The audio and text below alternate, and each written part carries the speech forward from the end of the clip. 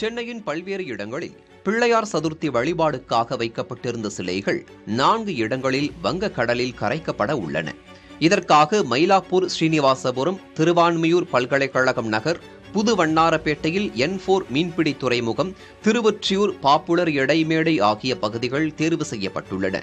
கரைப்பதற்காக சிலைகளை ஏற்றி வரும் வாகனங்களுடன் பாதசாரிகளின் கூட்டமும் அதிகமாக இருக்கும் என எதிர்பார்க்கப்படுவதால் போக்குவரத்தை மாற்றம் செய்து காவல்துறை அறிவித்துள்ளது.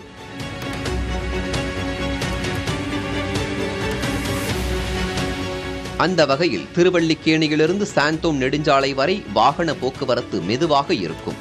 எனவே வாகன ஓட்டிகள் அந்த சாலையை தவிர்த்துவிட்டு காந்தி சிலை, RK சாலை சந்திப்பிலிருந்து வலதுபுறம் திரும்பி VM தெரு, லஸ் சந்திப்பு, அமிர்தாஞ்சன் சந்திப்பு, டி சில்வா சாலை, வாரன் சாலை, டாக்டர் ரங்கா சாலையில் வந்து வலதுபுறம் திரும்பலாம். அங்கிருந்து பீமண்ண கார்டன் சந்திப்பு, CP ராமசாமி சாலையில் இடதுபுறம் திரும்பி செயின்ட் மேரிஸ் சந்திப்பு, காளியப்பா சந்திப்பு வரை வந்து ஸ்ரீனிவாசா அவென்யூவில் இடது திருப்பத்தில் RK மடம் சாலை வழியே செல்லலாம்.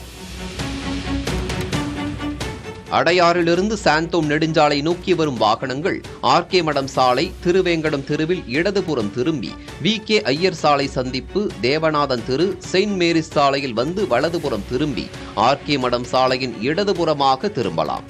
அங்கிருந்து தெற்கு மாட சந்திப்பு, வெங்கடேச அக்ரஹாரம் சாலையின் இடதுபுறம் திரும்பி கிழக்கு அபிராமபுரம், லஸ் அவென்யூ, PS சிவசாமி சாலை, ராயப்பேட்டை நெடுஞ்சாலை, டாக்டர் RK சாலை வழியாக செல்லலாம்.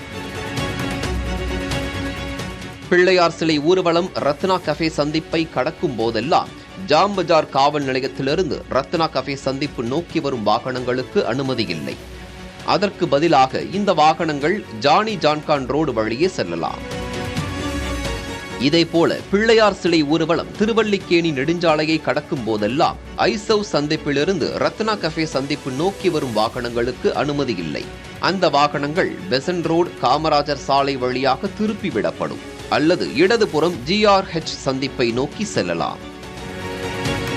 மேலும் பிள்ளையார் சிலையை கொண்டு வரும் வாகனங்கள் மட்டுமே கலங்கரை விளக்கத்திலிருந்து ஸ்ரீனிவாசபுரத்தில் சிலையை கரைக்கும் இடத்திற்கு லூப் சாலை வழியே அனுமதிக்கப்படும்.